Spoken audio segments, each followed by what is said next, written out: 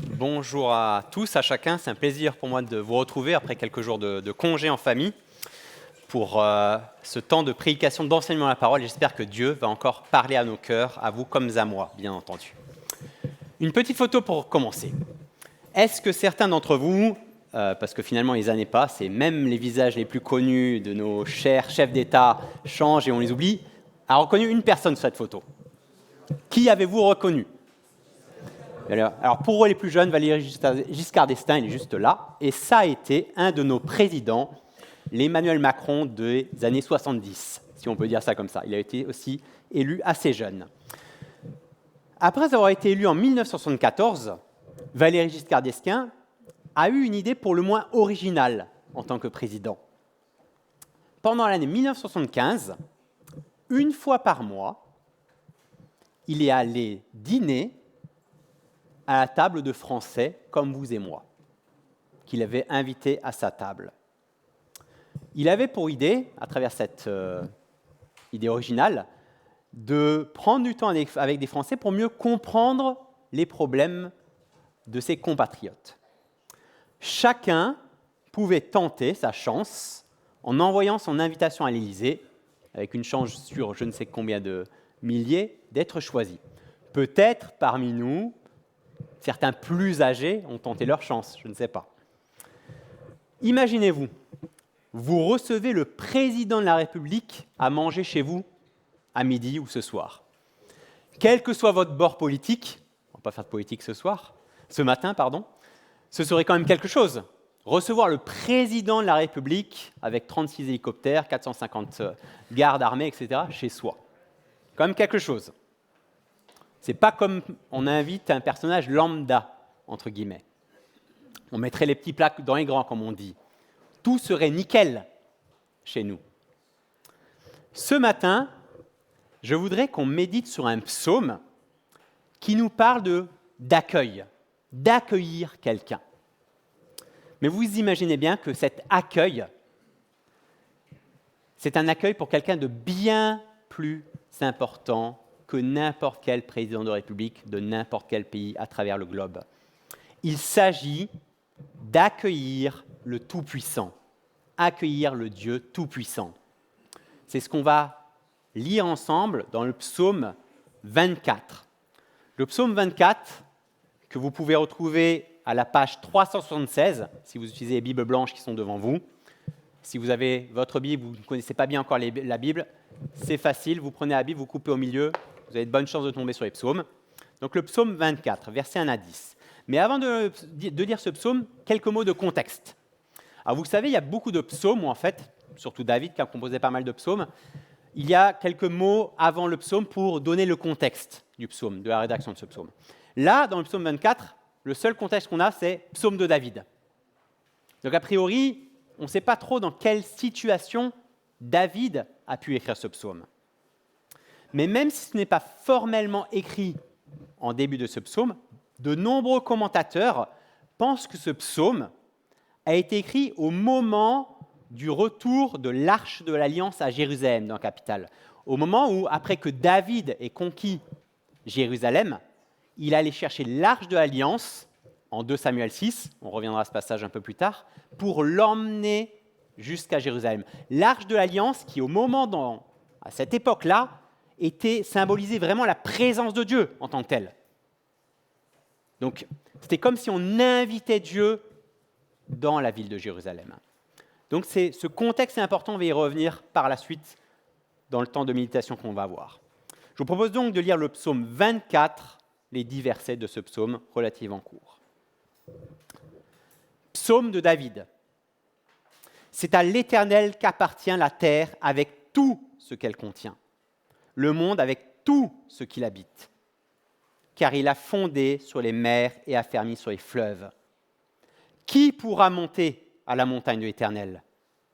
Qui pourra se tenir dans son lieu saint? Celui qui a les mains innocentes et le cœur pur, celui qui ne se livre pas au mensonge et qui ne fait pas de serment trompeur. Il obtiendra la bénédiction de l'Éternel, la justice du Dieu de son salut. Telle est la génération de ceux qui te cherchent, qui aspirent après toi, Dieu de Jacob. portes, élevez vos linteaux, élevez-vous, portes éternelles, que le roi de gloire fasse son entrée. Qui est ce roi de gloire? L'Éternel, si fort et si puissant, l'Éternel puissant dans les combats. Portes, élevez vos linteaux, élevez-les, portes éternelles, que le roi de gloire fasse son entrée. Qui donc est ce roi de gloire?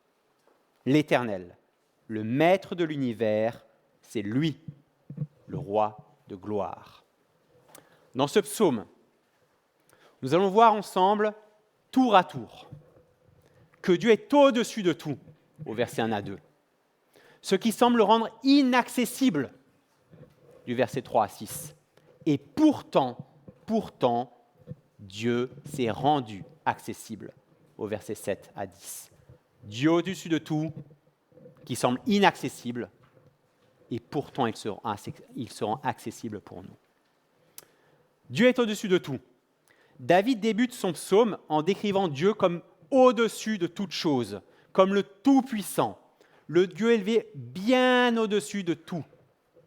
Et pour appuyer cette idée, David met en avant deux caractéristiques bien particulières de Dieu, qu'il est l'unique à posséder.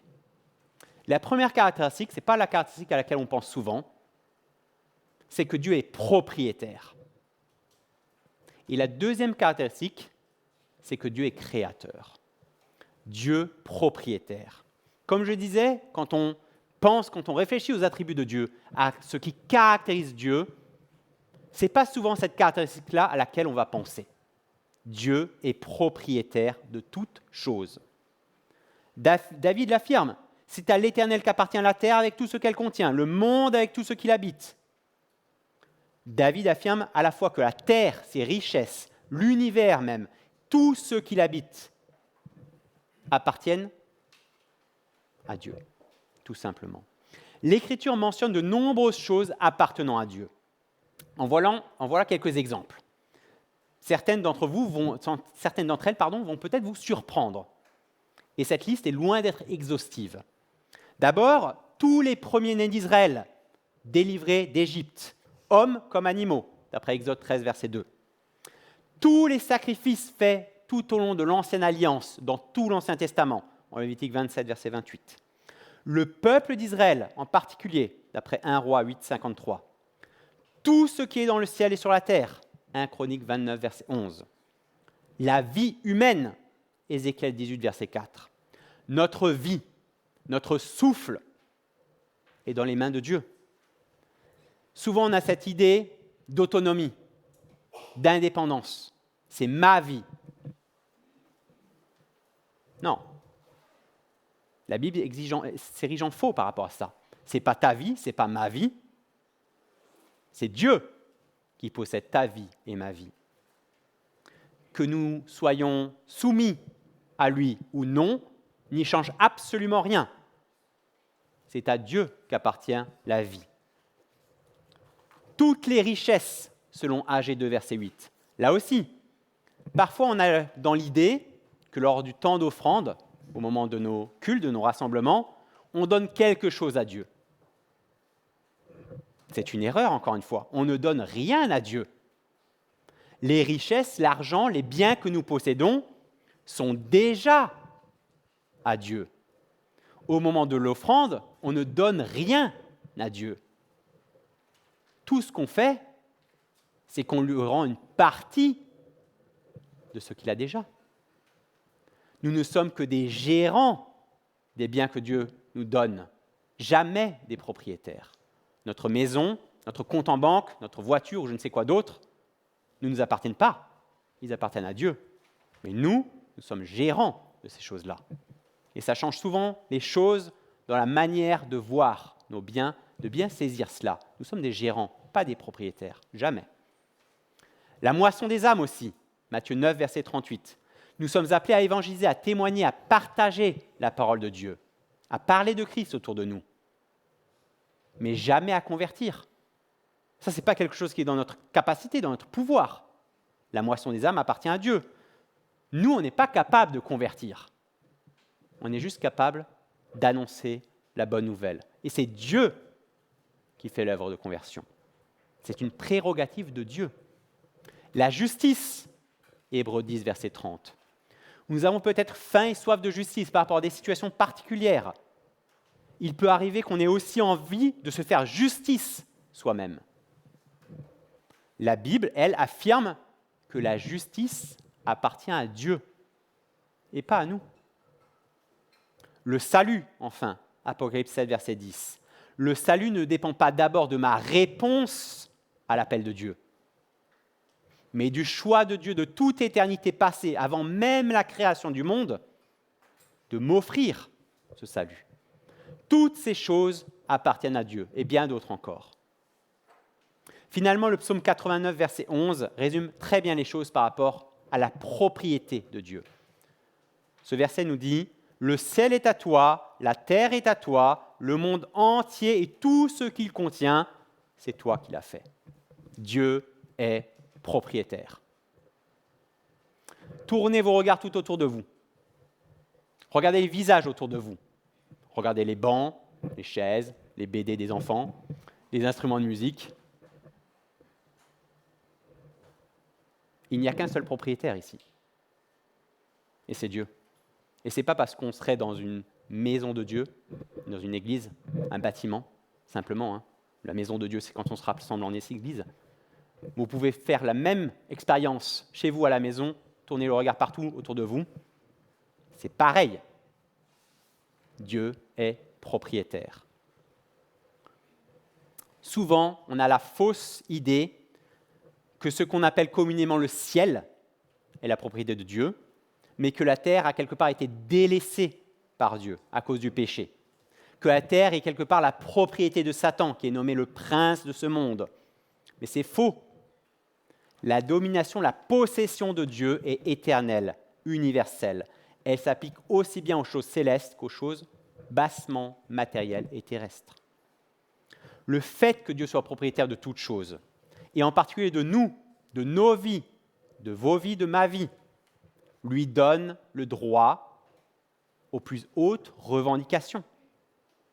C'est en vertu de cette propriété qu'il est en droit d'attendre de nous la soumission, l'adoration de nos cœurs.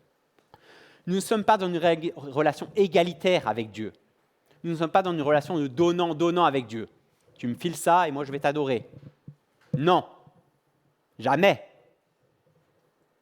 Nous sommes dans une relation, et c'est dur de l'entendre parfois, d'esclave à maître. Nous sommes dans une relation de propriété à propriétaire.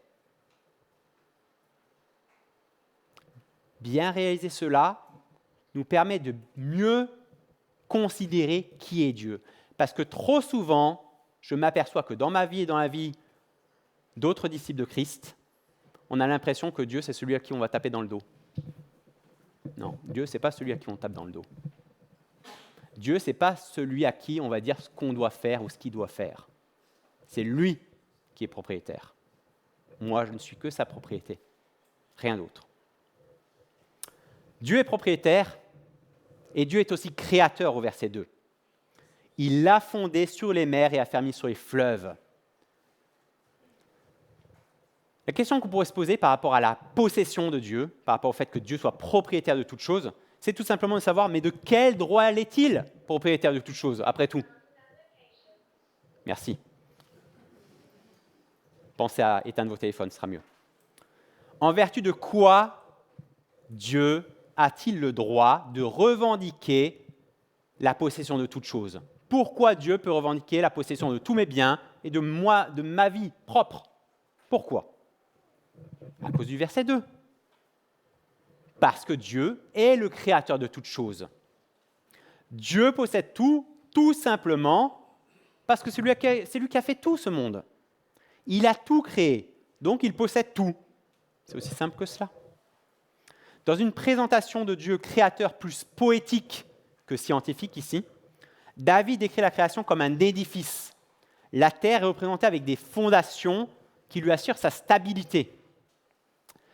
Peut-être que le fait qu'il soit créateur est la caractéristique qui marque le plus la grandeur, la majesté, l'extraordinaire de Dieu, tellement au-dessus de nous.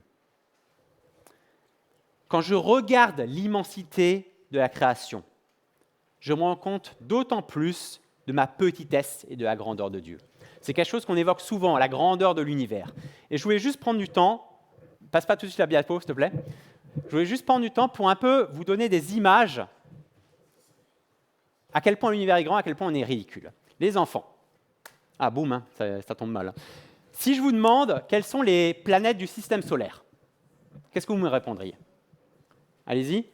Fort? Putain, on est timide, hein. On est timide aujourd'hui. Vous le savez. Alors, une autre question, pour plus simple. La Terre, c'est une des grandes planètes du système solaire ou c'est plutôt une petite planète du système solaire? D'après vous? Grande ou petite? Petite. Alors, vous retrouvez les planètes, là, vous retrouvez le système solaire. Alors, la Terre, hein, alors c'est en anglais Earth, la Terre, elle est là.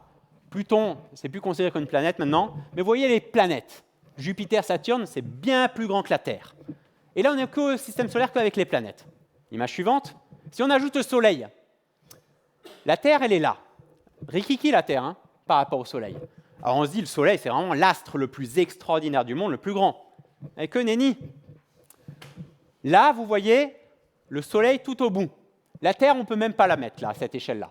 Vous voyez des étoiles supplémentaires, vous avez Arcturus. Arcturus, que je ne raconte pas de bêtises, c'est une étoile de la constellation de Barbier dont le diamètre est 25 fois plus grand que le Soleil. On est au maxi là? Non. Continuons. Arcturus, là, que je vous parlais.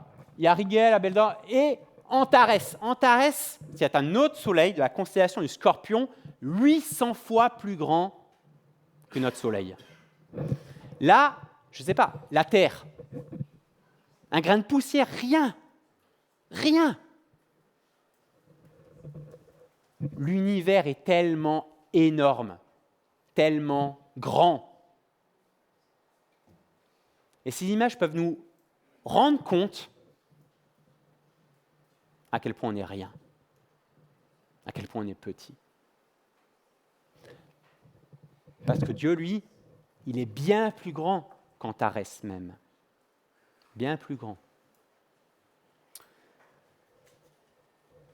Est-ce que nous prenons bien conscience de notre petitesse face au Créateur de l'univers même? À travers ces deux caractéristiques de Dieu, à la fois propriétaire, créateur, David cherche à susciter l'adoration, la louange envers ce grand Dieu. Et aussi que nous réalisions réellement qu'il est ce Dieu tout-puissant, qu'il est ce roi de gloire à qui tout appartient. C'est un Dieu infiniment grand, au-dessus de tout que nous avons. Dieu au-dessus de tout. Mais il est tellement au-dessus qu'il semble inaccessible, complètement inaccessible. Devant un Dieu décrit comme tellement grand, tellement puissant, tellement autre que vous et moi, tellement glorieux. La question qui vient logiquement, c'est de savoir, mais qui est en mesure de s'approcher de lui? Comment venir à lui? Qui peut venir à lui? C'est ce que David pose comme question au verset 3. Qui pourra monter à la montagne de l'Éternel? Qui pourra se tenir dans son lieu saint? Qui? Il y a un tel gouffre entre lui et nous, un tel gouffre. Lui est le propriétaire de toutes choses, et moi je n'ai rien à moi, même pas ma propre vie, à lui offrir. Lui est le créateur de tout l'univers, de toutes choses, et moi je suis une simple créature, tellement peu de choses dans cet univers, comme David en fait une bonne description, très humiliante pour nous, au psaume 103, verset 15, lorsqu'il dit « L'homme, sa vie ressemble à l'herbe, à une fleur des champs. La voici qui fleurit, qu'un vent souffle dessus, la voix a disparu. » Un souffle, rien. Et là, on ne parle que de l'univers en espace, mais on n'a pas parlé du temps. On est tous en train de se battre là en ce moment. Oui, on va vivre un siècle, 100 ans. Mais c'est quoi à l'échelle du temps? Rien, insignifiant. Nous sommes du néant, une poussière dans l'univers devant le Dieu éternel. Comment pourrions-nous parvenir à lui? Qui sont ceux qui peuvent accéder au Dieu éternel glorieux? En se posant cette question, David se rappelle peut-être de sa première tentative pour amener l'arche de l'Alliance à Jérusalem. Cette première tentative avait débouché sur un réel fiasco. On peut lire ça dans 2 Samuel 6, versets 1 à 9, qui est le contexte de ce psaume, je rappelle. 2 Samuel 6, versets 1 à 9. C'est la page, je vous dis ça dans 2 secondes, c'est la page 218 pour les Bibles blanches. 2 Samuel 6, versets 1 à 9. Donc la première tentative de David pour emmener cette arche de l'Alliance qui symbolise ce Dieu éternel, glorieux, dans la ville de Jérusalem. David rassembla encore toute l'élite d'Israël, qui comptait 30 000 hommes. Puis avec tout le peuple qui était à ses côtés, il partit de Baal-Juda pour faire monter de là l'arche de Dieu à laquelle est associé le nom de l'Éternel, le maître de l'univers, qui siège au-dessus d'elle entre les chérubins. Ils mirent ce coffre de Dieu sur un char neuf et l'emportèrent depuis la maison d'Abinadab, qui se trouve sur la colline. C'était Uza et Achio, les fils d'Abinadab, qui conduisaient le char neuf. Ils l'emportèrent donc depuis la maison d'Abinadab, qui se trouve sur la colline. Uza marchait à côté de l'arche de Dieu et Achio devant.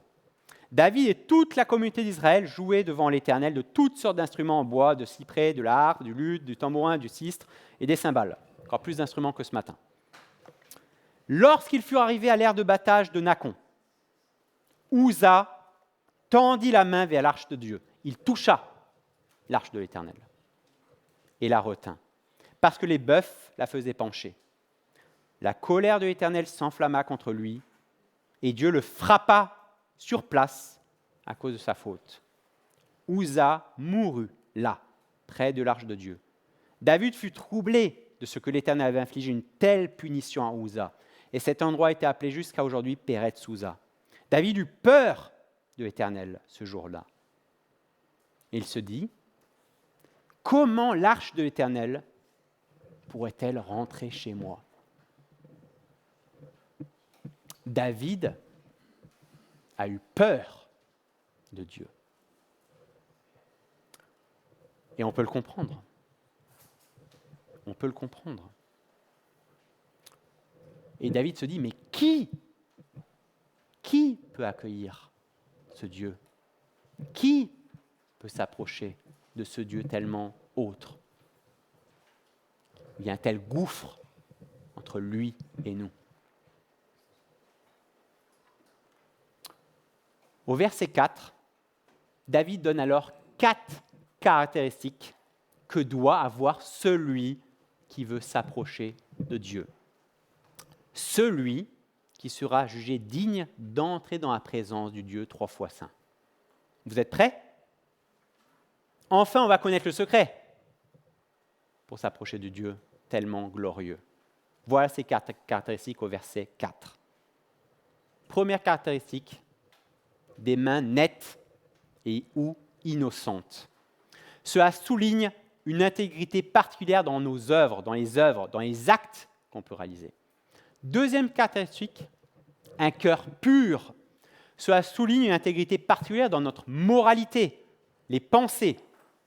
Jésus reprendra d'ailleurs cette caractéristique dans ses béatitudes, lorsqu'il affirmera en Matthieu 5, verset 8, « Heureux sont dont le cœur est pur, car ils verront Dieu. » Troisième caractéristique, ne se livre pas ou ne pas être attiré vers le mensonge. Cela souligne une intégrité particulière dans toutes ses paroles. Et quatrième et dernière caractéristique, ne pas faire de serments trompeurs. Cela souligne une intégrité particulière envers les autres, une loyauté, une droiture particulière envers ceux et celles qui m'entourent. Bon, c'est bon, vous avez le secret. Je peux finir là. Ça donne mal à la tête. J'espère que ça vous donne mal à la tête, parce que moi, ça me donne mal à la tête. Il n'y a aucun moyen de s'approcher de ce Dieu tellement grand. Quand on lit une telle liste qui doit caractériser celui ou celle qui peut s'approcher du Dieu 3 fois saint,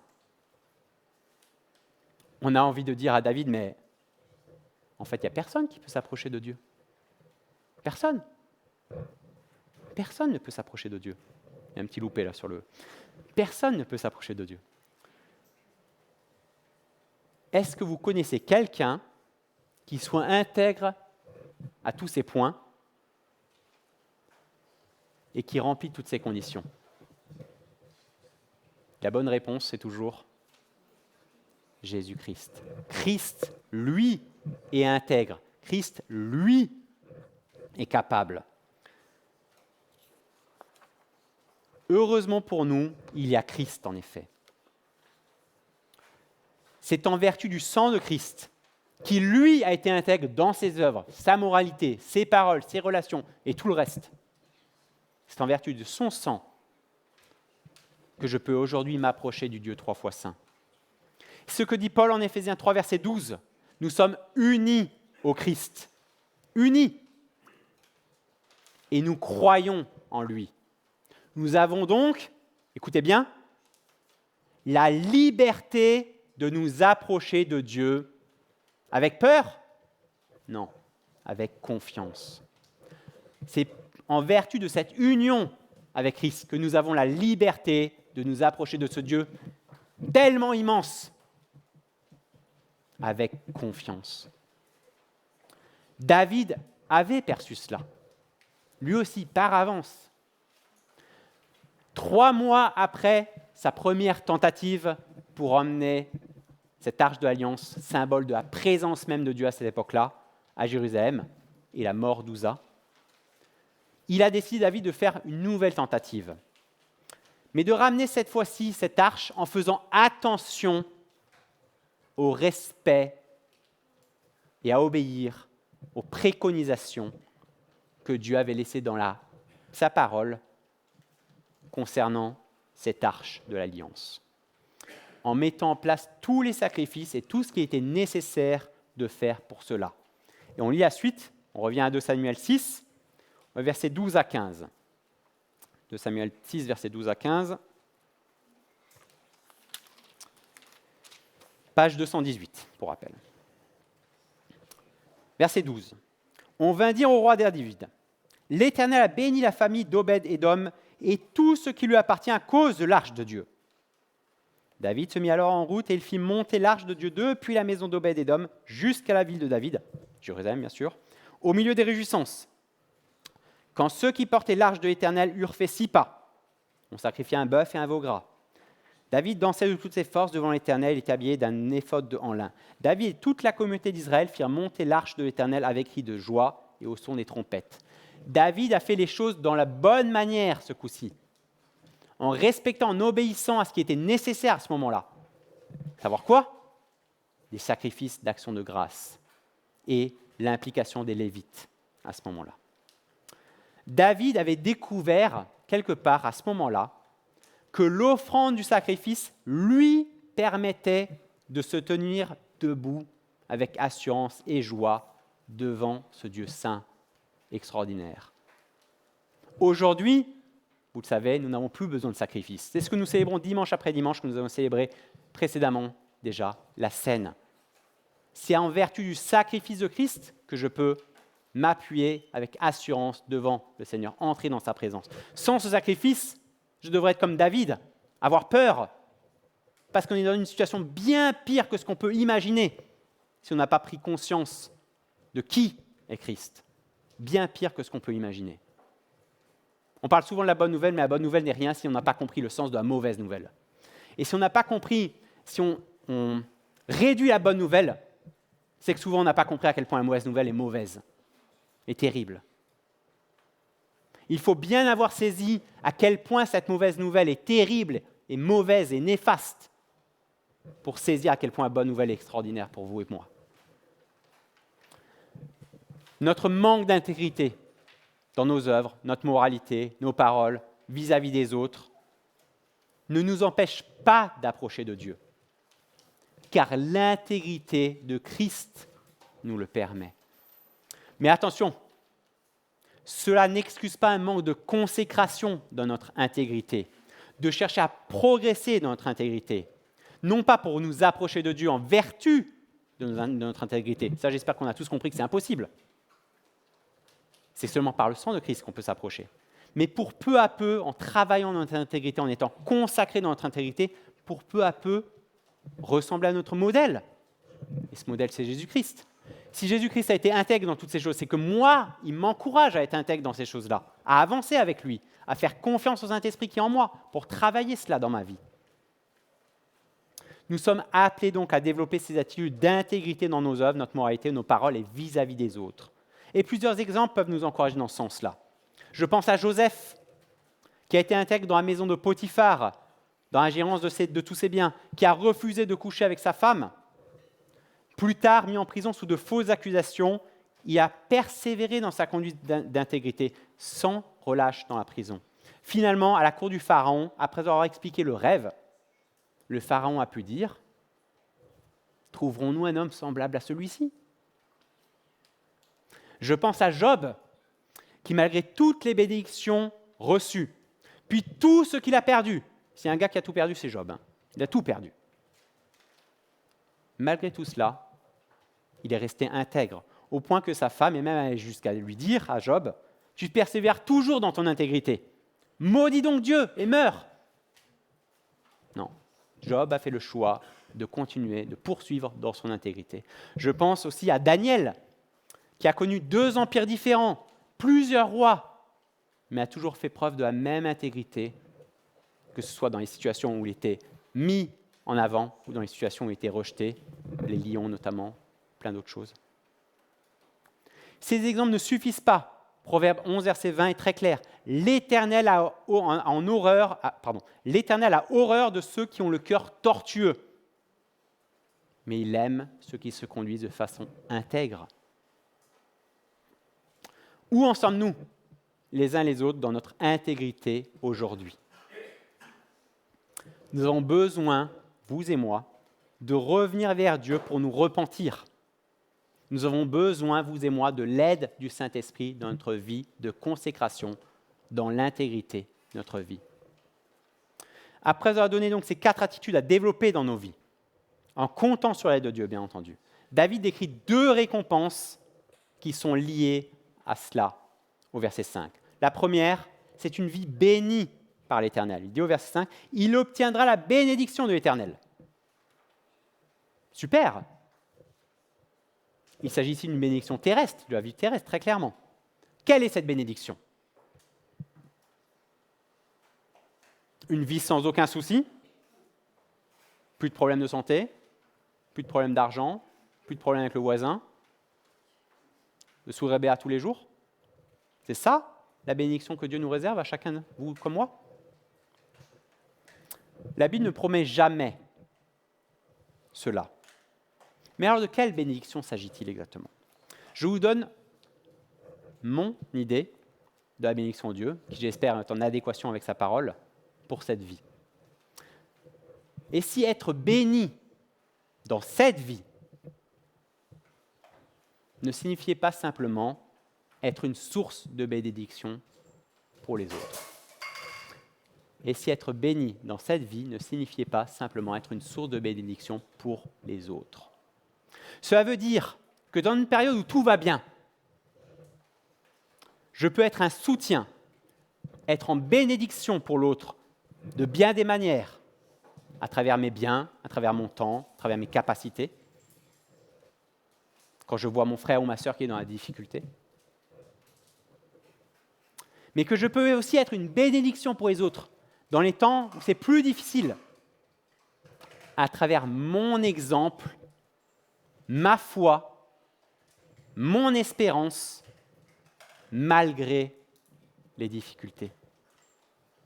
Et en disant cela, je pense à plusieurs parmi nous qui ont été des exemples pour moi, à la fois dans des choses, quand ils vivaient des choses bonnes, et moi des plus mauvaises, ou quand j'ai vu des gens qui vivaient des choses mauvaises, mais qui étaient un exemple de témoignage et de foi. La seconde, c'est la justice, le salut pour notre vie. Là, ce n'est pas une récompense terrestre, c'est une récompense céleste. C'est ce qui vient après notre vie terrestre. Une récompense qui est la vie éternelle avec Dieu. Car c'est là qu'il y aura toute justice. C'est là qu'aura lieu une nouvelle vie sans péché, où les difficultés qui pèsent sur nous se seront envolées.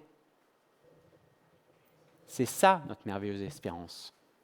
Cette partie s'achève avec ces paroles de David sur ce peuple qui cherche Dieu, ce peuple qui aspire à Dieu au verset 6. Telle est la génération de ceux qui te cherchent, qui aspirent après toi, Dieu de Jacob. Est-ce que nous faisons partie de cette génération qui aspire à toi, Dieu de Jacob? Est-ce que nous avons vraiment compris la signification de révérer Dieu, de s'attacher à lui? Il n'y a rien de révolutionnaire dans ce que je vous ai dit. C'est tout simplement de mettre notre unique priorité sur lui. Parce que c'est lui le propriétaire, parce que c'est lui le créateur, parce que c'est lui qui nous assure notre intégrité à travers le sang de Christ. Dieu semble inaccessible et pourtant il s'est rendu accessible. Au verset 7, David personnifie les portes de la forteresse de Jérusalem en les invitant à se mettre à la hauteur de l'honneur qu'il aurait fait pour accueillir et laisser entrer le coffre de l'Alliance, signe de la présence même de Dieu. Il répète 2 fois cette invitation à ses portes pour bien souligner le prestige de la personne qui arrive dans Jérusalem, à savoir l'Éternel, le Seigneur, 3 fois saint. Suite à cette invitation, une question est posée à propos de celui qui se présente devant Jérusalem. Et la réponse donnée souligne à nouveau la majesté et la gloire de Dieu. Vous savez peut-être que les psaumes sont des chants. Et on peut imaginer aussi que cette question est chantée par une voix seule. Qui est ce roi de gloire, au verset 8 et au verset 10, et qui a un cœur qui répond, au verset 8 et au verset 10, l'Éternel si fort et si puissant, l'Éternel puissant dans les combats, l'Éternel le maître de l'univers, c'est lui le roi de gloire. Dans les réponses données, Dieu est comparé à un roi revenant victorieux de la guerre, procurant la paix, la sécurité à son peuple. C'est un Dieu victorieux qui est accueilli. Il est le fort, le puissant, le maître de l'univers. Et dans la dernière partie de ce psaume, on voit que David ressent un sentiment très profond de l'honneur qui lui est fait de par le fait que la présence même de Dieu est maintenant en Jérusalem. C'est un honneur qui dépasse tout pour lui. Il reçoit le roi de gloire à Jérusalem. Est-ce que nous éprouvons les mêmes sentiments encore aujourd'hui que David exprime ici? Est-ce que nous sommes conscients de qui est-ce que nous accueillons dans nos vies?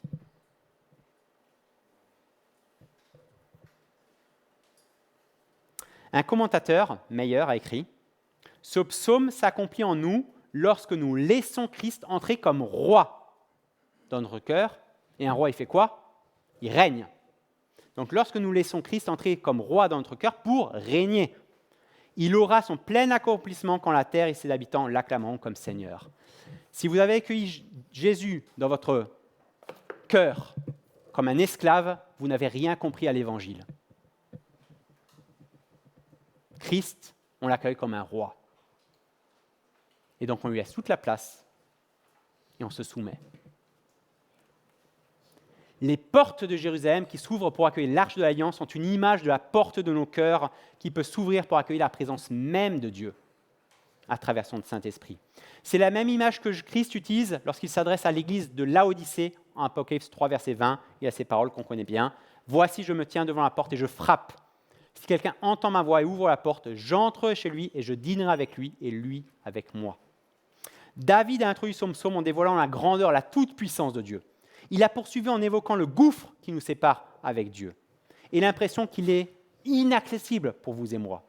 Il conclut de la plus belle des manières en affirmant par la foi que c'est bien ce Dieu glorieux, ce Dieu tout-puissant, ce Dieu 3 fois saint, ce Dieu extraordinaire et éternel qui est accessible pour vous, c'est moi.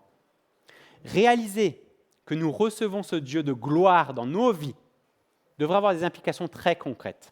Et je voudrais finir par 3 implications concrètes pour nos vies. Du fait de réaliser que nous accueillons ce Dieu de gloire dans nos vies, vos vies, dans ma vie. Première implication. Le roi de gloire est présent en nous et cela devrait déjà nous pousser tout simplement à exprimer notre joie de ce privilège. Voilà le constat sans appel que fait Tim Keller, un pasteur new-yorkais décédé il y a 1 an maintenant, dans un livre qu'il a écrit sur la prière. Il dit, je le cite, « Nous n'adorons et ne louons Dieu que rarement, voire jamais. Le désir de prier n'est pas en nous. Il faut que les circonstances nous y contraignent. Pourquoi ? Parce que nous considérons Dieu comme un moyen d'arriver à nos fins. Pour la plupart d'entre nous, il n'est pas devenu notre joie. Nous prions donc pour nous procurer certaines choses qui nous rendent heureux et non pour le connaître mieux. Quelles sont nos prières ? Quelles sont mes prières ? Le roi de gloire est présent en nous. Et cela devrait nous donner confiance dans notre témoignage de vie autour de nous. Paul l'exprime bien en 2 Timothée 1, versets 7 à 8, il dit « En effet, l'Esprit Saint que Dieu nous a donné ne nous rend pas timides. Au contraire, cet Esprit nous remplit de force, d'amour, de maîtrise de soi. N'aie donc pas honte de rendre témoignage à notre Seigneur. » Et enfin, le roi de gloire est présent en nous, et cela devrait nous renouveler dans notre service pour Dieu. Voilà ce qu'écrit Jonathan Edwards, le célèbre théologien du XVIIIe siècle. Considérez tout ce que Dieu a fait pour nous. Christ nous a aimés, a eu pitié de nous, alors que nous étions pauvres. Et il s'est sacrifié pour nous aider. Il a même volontairement versé son propre sang pour nous. Il n'a pas hésité à se renier lui-même pour nous enrichir et nous revêtir d'habits royaux, alors que nous étions nus, pour nous régaler à sa propre table de mets infiniment coûteux. Il nous a fait sortir de la fange, il nous a placés parmi les princes, il nous a fait hériter le trône de sa gloire, il nous a fait jouir de la plus grande richesse, de la plus grande abondance qui soit pour toute l'éternité. Si l'on considère toutes ces choses, quelle pauvre affaire que celle de ceux qui espèrent avoir part à ces bienfaits et qui ne peuvent donner quelque chose pour soulager un voisin pauvre sans rechigner. Que serait-il advenu de nous si Christ avait été aussi économe de son sang et aussi peu déposé à le donner que beaucoup d'hommes le sont avec leur argent et leurs biens ? Christ n'a pas été économe de son sang. Comment le sommes-nous dans notre propre service pour lui ? L'image qu'on se fait de nous-mêmes est parfois mauvaise, voire très mauvaise dans certains cas, dans certaines situations. On n'est pas assez ceci, on est trop cela, etc., etc. Savoir que le Dieu Tout-Puissant habite nos cœurs devrait changer l'image que nous avons de nous-mêmes. Ça devrait changer l'image que nous avons de nous-mêmes, de savoir que Dieu est dans notre cœur et avec nous. Il ne s'agit pas, bien entendu, de s'enorgueillir, mais d'avoir une image positive, vraie, du regard que Dieu porte vers nous à travers le sang de Christ. L'apôtre Pierre en témoigne en 1 Pierre 2, verset 9. « Mais vous êtes une race élue, et c'est le cas aussi pour nous, une communauté de rois prêtres, c'est le cas pour nous, une nation sainte, c'est le cas pour nous, un peuple que Dieu a libéré pour que vous célébriez bien haut les œuvres merveilleuses de celui qui vous a appelé à passer des ténèbres à son admirable lumière. » Dieu est présent. C'est la de conclusion. Notre Dieu, qui semblait tellement inaccessible, s'est rendu accessible pour nous. Amen.